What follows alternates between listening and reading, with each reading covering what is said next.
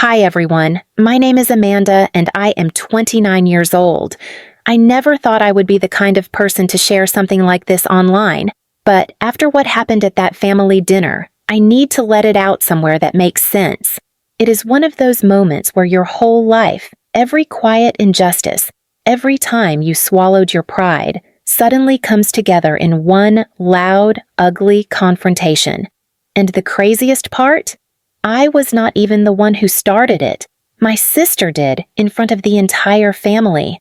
To understand what happened that night, you need to know a little about how our family has always worked. I grew up in what I like to call a lopsided house, not broken exactly, but tilted, always leaning in one direction. And that direction was my sister Rachel. She is 3 years older than me, and from the moment we were born, it was like we were cast in two completely different roles. She was the golden child, the delicate one, the sweetheart. I was the dependable one, the smart one who would be fine no matter what. Our childhood perfectly reflected that difference. When Rachel was 10, my parents bought her a shiny pink bike with a white basket and streamers on the handlebars. She paraded it up and down the street, waving at the neighbors like she was in a parade. That same Christmas, I got a second-hand scooter that squeaked and veered left every time I tried to ride it. "It still works fine," my dad said. "Amanda doesn't need fancy things." And that was the theme of my life. Rachel gets what she wants, Amanda makes do. When she wanted piano lessons, they found the money. When I asked to go to art camp, suddenly we were tight on finances. Rachel had pastel dresses and matching shoes. I had whatever hand-me-downs were left over. I stopped asking after a while because every no felt like a reminder that I was just expected to handle it. I think part of them genuinely believed I was stronger, more independent, but as a child it just felt like being invisible. As we got older, that pattern only deepened. When Rachel turned 18, my parents helped her rent a small one-bedroom apartment downtown so she could start her adult life. They even helped furnish it. When I turned 18, I got a polite pat on the shoulder and a reminder that college dorms are a great way to learn independence. I remember packing my things into a single suitcase, moving into the dorm with second-hand sheets and a half-broken laptop, while Rachel was posting selfies from her cozy new place with her own kitchen and couch and peace. It was around that time I decided that if no one was going to help me, I would help myself. I took on 2 part-time jobs while studying full-time. I worked nights at a local coffee shop and weekends tutoring kids in English. My classmates went home for the holidays. I stayed on campus to work extra shifts. There were nights when I cried quietly into my textbooks because I was so exhausted, but I kept telling myself, one day it will be worth it. Meanwhile, Rachel was living a different kind of life. She met a guy named Mark, older, charming, the kind who talks big but delivers little. Within a year, they got married. My parents paid for most of the wedding, of course. And I remember my mom whispering to me during the reception, "Don't worry, sweetheart, your time will come." I smiled politely while washing lipstick stains off borrowed glassware. By 22, Rachel and Mark were already struggling financially. He jumped from job to job, always talking about his next big opportunity. Rachel would call my mom crying about rent, and somehow, every time, they found a way to bail her out. I was still living in a shared apartment with 3 roommates, eating cheap noodles and using an old laptop to teach myself digital marketing. I watched online courses late into the night, experimenting with e-commerce, freelancing, anything that could bring in money.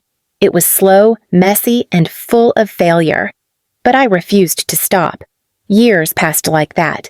Rachel and Mark had 2 kids, beautiful children, but expensive ones. Every birthday, every Christmas, every unexpected expense was a crisis. My parents always said, "They have kids, Amanda. You'll understand one day." And so, while they scrambled to help Rachel, I worked. I hustled. I learned how to build websites, how to market products, how to build something from nothing. At 26, things finally began to shift. My small online brand started to gain traction. I remember the first month I made enough to pay rent without stressing over my bank balance. It was the best sleep I'd had in years. I saved every extra penny. I didn't go on vacations, I didn't buy fancy clothes, I just kept stacking away whatever I could. By 29, after 7 years of grinding, saving, and saying no to nearly everything fun, I finally bought my own apartment. It wasn't some luxury penthouse. It was a modest 2-bedroom place with good light, solid floors, and a little balcony that caught the morning sun. But it was mine. Every inch of it. Paid for by my work, my sacrifices, my tears. I decided to host a dinner for the family. I wanted it to be a small celebration, something nice, intimate, a reminder that even after everything, we were still family. I spent the whole day cooking, decorating, setting the table just right. My mom and dad arrived with a bottle of champagne. Rachel came with Mark and their 2 kids. My uncle, aunt, and cousins showed up too. For the first hour, everything was perfect. Everyone was eating, laughing, admiring the apartment. My mom kept saying how grown up I'd become, and Rachel was smiling, though a bit too tightly. And then, halfway through dinner, the conversation turned. Rachel set down her fork, looked around the table, and said, loud enough for everyone to hear, "Amanda, you should let us move in here. We can't afford rent with 2 kids. You can easily get another place." At first, I actually laughed. I thought she was joking, because who says something like that in the middle of dinner? But she wasn't smiling. She stared straight at me, serious, waiting for an answer. I said, "What are you talking about?" She replied, "You're single. You don't need this much space. I have children, Amanda. Real responsibilities." The whole room went quiet. I could feel everyone's eyes on me, waiting to see how I'd respond. I said, slowly, "Rachel, this is my apartment. I worked for it." That's when she started to cry. Real tears like I'd just hit her. She said, "You're so selfish. You'd rather let your own niece and nephew suffer than help your family?" And then my mother, my own mother, looked at me and said, "Amanda, maybe she has a point. You could always buy another one later when things are better for her." I sat there in shock.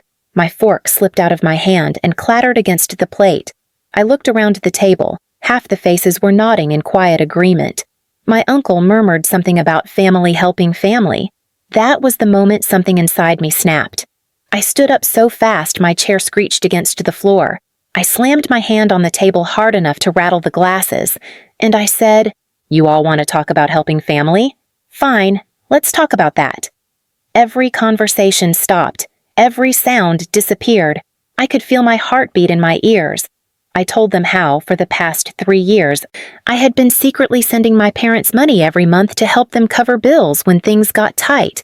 How I had paid for Mark's car, the same car he bragged about buying after his promotion, because Rachel had called me crying, saying they were going to lose it and wouldn't be able to drive the kids to school. I told them how last Christmas, when Rachel said her kids would have no presents, I quietly paid off her credit card debt so she could give them something under the tree. "And I never told anyone," I said, my voice shaking, "not once, because I didn't want to embarrass you." The entire table was frozen. Rachel's face had gone pale, her lips trembling. Mark looked down at his plate, his ears burning red. My mother's eyes darted between us, unsure what to say. And then I said the last thing I needed to say. The thing that made the room fall completely silent. "You chose to have kids. You chose your lifestyle. I chose to work. Don't punish me for my choices." I sat back down. No one said a word. You could hear the clock ticking on the wall. Rachel pushed her chair back and stormed out, dragging her kids behind her. My mom called after her, but she didn't look back. The rest of the family just sat there, avoiding my eyes. I remember sitting at that table, staring at the untouched dessert I'd spent hours making, and realizing something that had taken me 29 years to see. I had spent my whole life trying to earn a kind of love that only went one way. That night, I stopped. Update 1, a week later.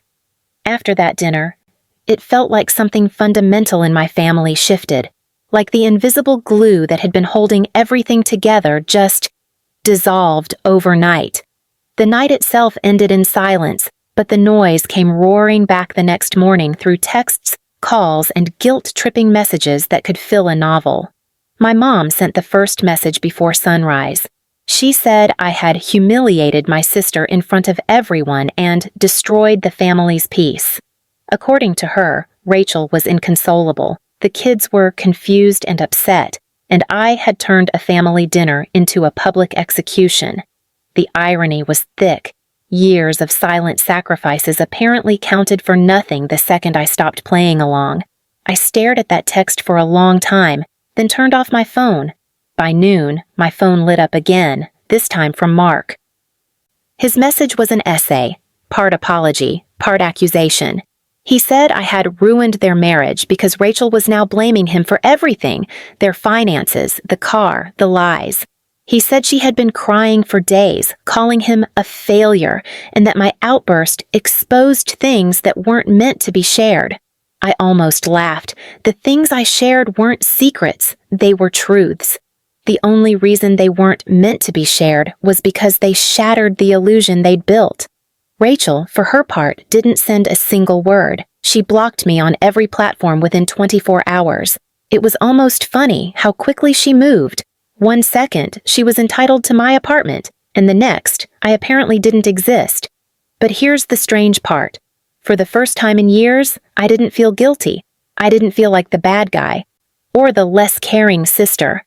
I felt free. There's a calm that comes when you stop trying to fix people who never wanted to change. I went to work, made dinner for myself, watered my plants, slept deeply. My apartment finally felt like mine, not a stage for family drama. A few days later, my dad called me privately. He waited until late at night, the kind of time when he knew my mom would already be asleep. He said, in a low voice, that I did nothing wrong. He told me I had done more for this family than anyone ever would, but that I shouldn't expect them to admit it. They're too used to leaning on you, he said. Now they have to stand on their own, and that scares them. He didn't ask me to fix anything. He just wanted me to know he saw it, and for once, that was enough. Then, something unexpected happened. My cousin Emily, who had been sitting at that same table during the dinner, reached out to me. She's 27, works in finance, and doesn't usually get involved in family politics. Her message was simple. You're not the villain here. Everyone knows Rachel's been mooching off you for years. We talked for an hour that night. She told me that after the dinner, Rachel had been calling relatives, spinning the story her own way. According to Rachel, I had bragged about my success, mocked her for being a mother, and refused to help family in need. She even claimed I was jealous of her family life. Emily said most people didn't buy it, not completely, but a few did. My aunt apparently said, Amanda's always been cold. That's what success does. What really hit me, though, was learning that Rachel had been doing this for years.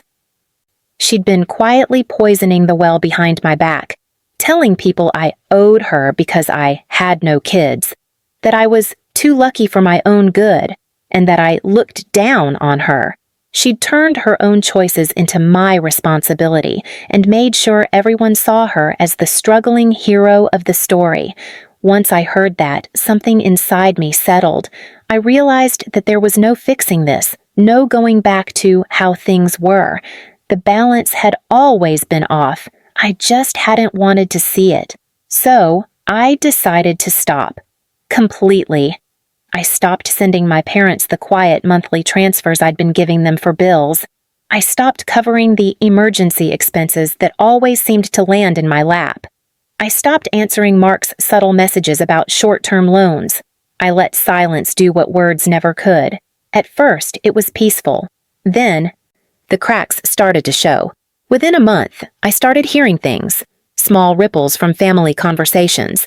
Rachel and Mark were behind on rent again. The car I'd paid for had been repossessed after they fell behind on insurance payments. My mom had begun complaining about how expensive groceries are lately. But I knew what she really meant. She wanted to remind me that family helps family. I didn't respond. 2 months later, Emily called again. She said Rachel had been trying to guilt-trip other relatives now, asking for small loans or temporary help. No one wanted to step in. Apparently, after what happened at the dinner, people had started connecting dots they hadn't before. My uncle even told her, if Amanda stopped helping, there's probably a reason. That was the moment it all began unraveling. Rachel had built her whole image on being the one who struggled but always had family to fall back on. Without me quietly fixing everything in the background, that image crumbled. And the more she tried to blame me, the more people began to see her pattern. Meanwhile, I kept living my life. My business grew. I moved forward. I even started therapy because I wanted to understand why I had spent so many years trying to earn the approval of people who only saw my worth when they needed something from me. My therapist told me something that stuck. You trained them to rely on you. Now you're retraining yourself to stop. It was not easy. Some nights I lay awake wondering if I had gone too far. If maybe I really was selfish.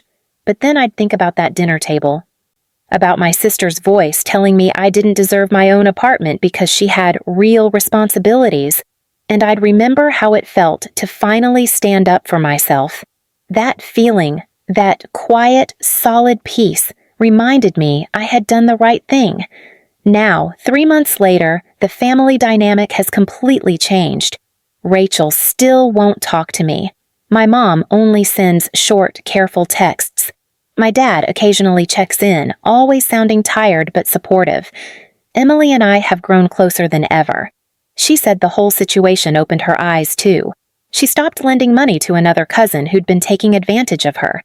It's strange how one dinner can expose years of unspoken imbalance. For the first time, I'm not the safety net. I'm not the responsible one holding everyone up. I'm just Amanda, a woman who built her life from the ground up, who finally decided to stop carrying people who never learned how to stand.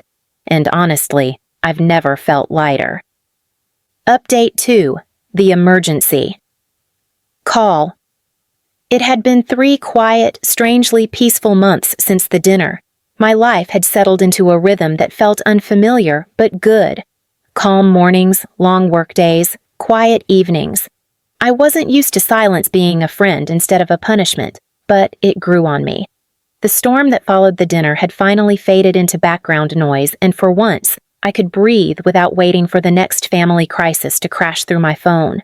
Until one night, at exactly 11 p.m., it did. My phone lit up with a name I hadn't seen in months, Rachel. For a moment, I just stared at the screen. The old version of me, the one who jumped at every urgent family message, would have answered immediately, heart pounding, mind already racing through solutions. But the new me hesitated. I let it ring twice before picking up, already bracing myself.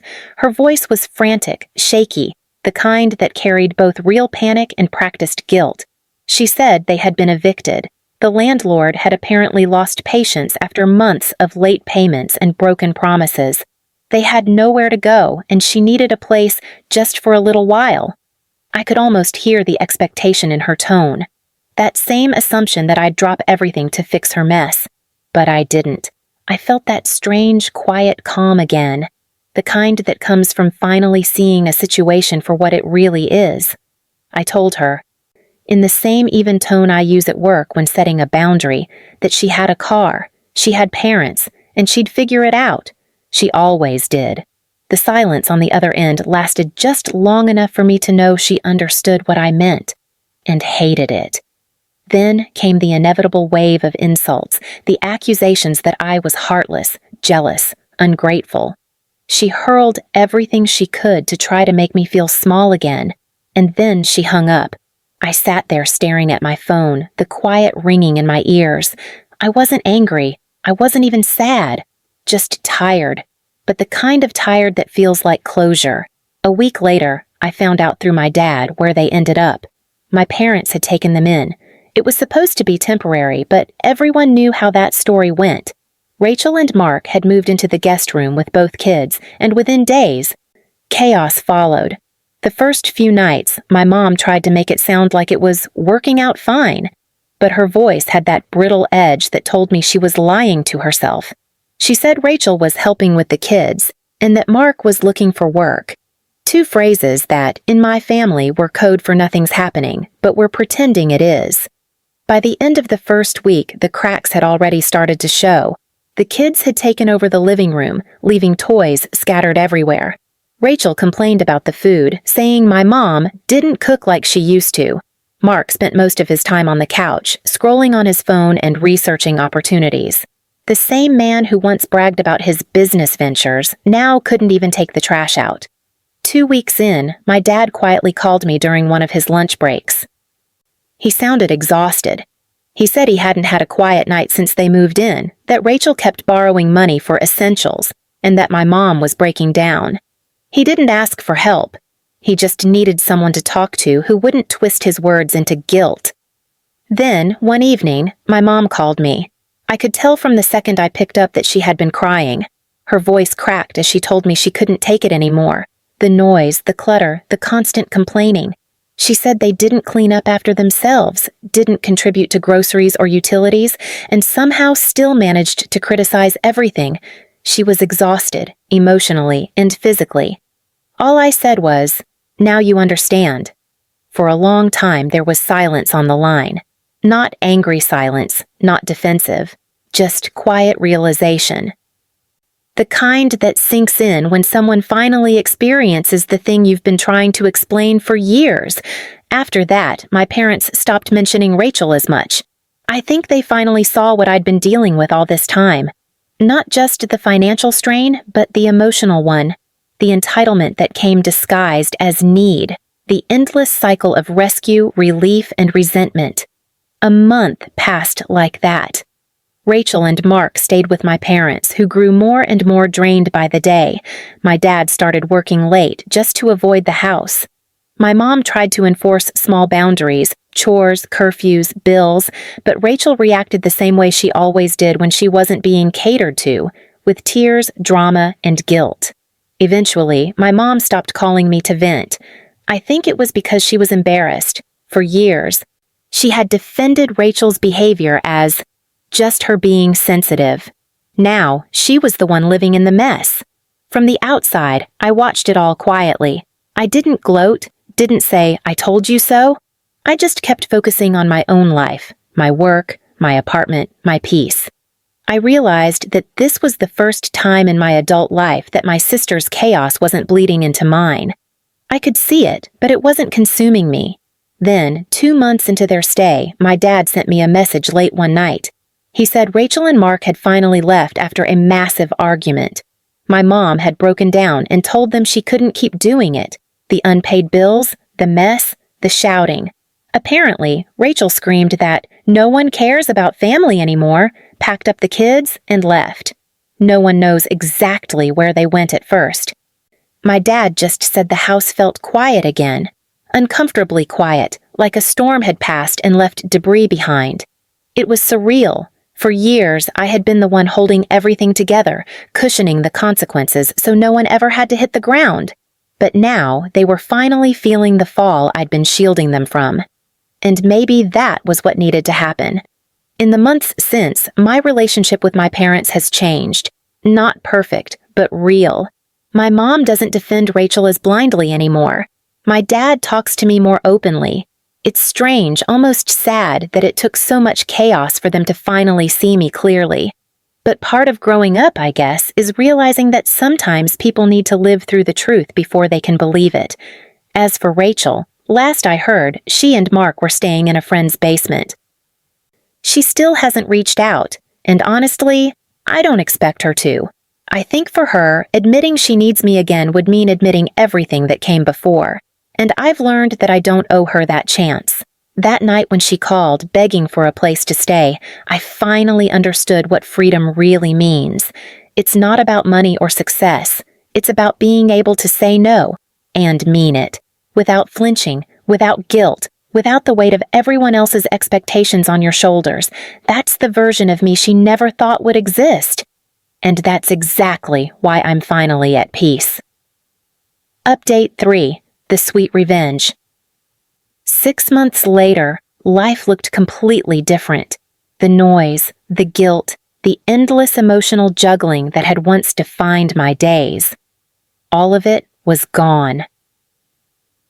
In its place was something I hadn't known I was missing. Peace. Real, earned, uninterrupted peace. My business had taken off in a way I could barely believe. The risk I'd taken a few years earlier, the sleepless nights, the failures that nearly broke me. They had all come full circle. I had signed a major contract with a national retailer, one that doubled my income almost overnight. With that growth came new opportunities. I decided it was finally time to invest, not out of greed, but out of practicality. I'd worked for every cent I had, and I wanted my money to start working for me, too. So, after months of research, I bought a small rental property, a neat, modern 2-bedroom townhouse in a quiet neighborhood. It wasn't luxurious, but it was solid, well-located, and ideal for a small family. The kind of place I once dreamed of living in myself. It felt poetic in a way. I used to scrape by on instant noodles while watching my sister live comfortably on borrowed money. Now I owned 2 properties, one to live in, one as an investment, my name, my work, my choice. The rental process was handled by my property manager, a professional woman named Laura who ran all my tenant screenings and communication.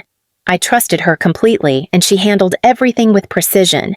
When she emailed me the first batch of applications for the new property, I skimmed through them casually, approving her to shortlist a few.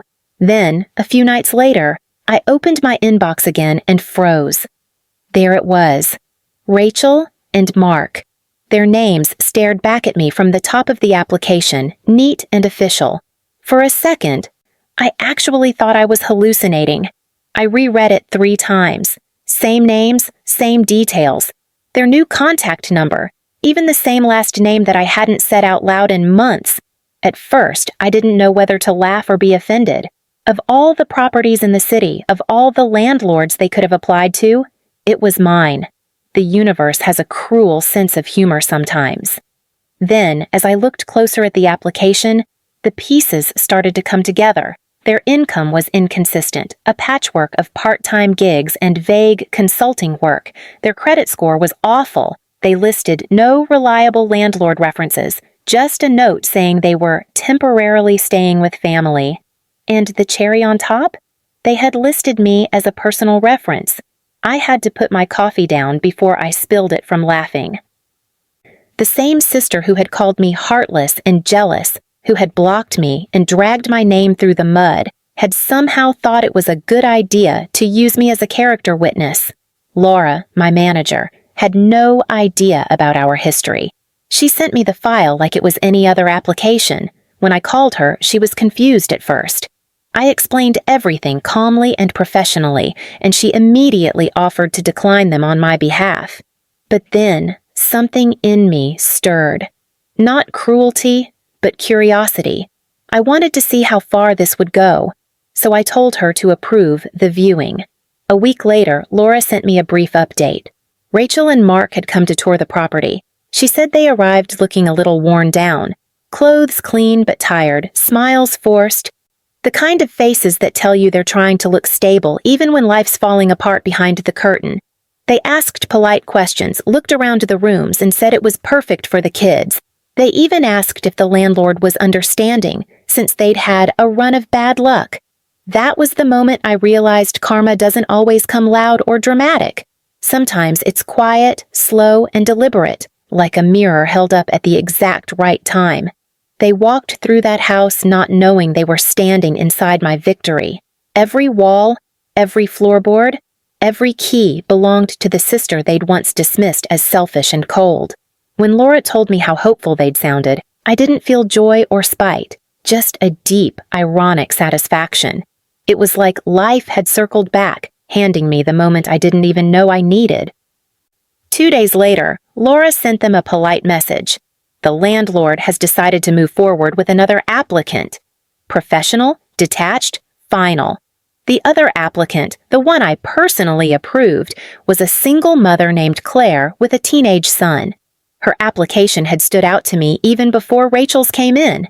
She worked full-time as a nurse, steady income, good references, solid credit. Her story reminded me of my own early years, scraping by, doing everything alone, building from nothing.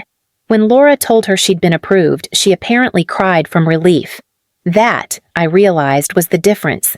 Rachel and Mark saw housing as something owed to them. Claire saw it as something earned. I didn't tell my family what happened. I didn't brag. I didn't send screenshots or rub it in. It wasn't about that. My revenge wasn't loud. It was clean, quiet, and complete. They had once expected me to give them my home out of guilt. Now, they were unknowingly asking me to rent them one out of necessity. And I still said no, not with anger, but with absolute calm. That was the power I'd spent years giving away. After the lease was signed with Claire, I drove past the property one evening just to see it occupied for the first time. The lights were warm inside. I saw the faint silhouette of her and her son unpacking boxes, setting up furniture, turning an empty space into a home. It filled me with something I hadn't felt in a long time. Peace mixed with pride. That was my real revenge. Not the rejection, not the irony, but the quiet act of choosing who deserved the opportunity I created. Rachel and Mark never found out who the landlord was. As far as they know, it was just another case of bad luck, and maybe that's exactly how it should stay. Because the truth is, sometimes karma doesn't need witnesses. Sometimes it just needs to arrive, silent, sharp, and poetic, exactly when the lesson is due.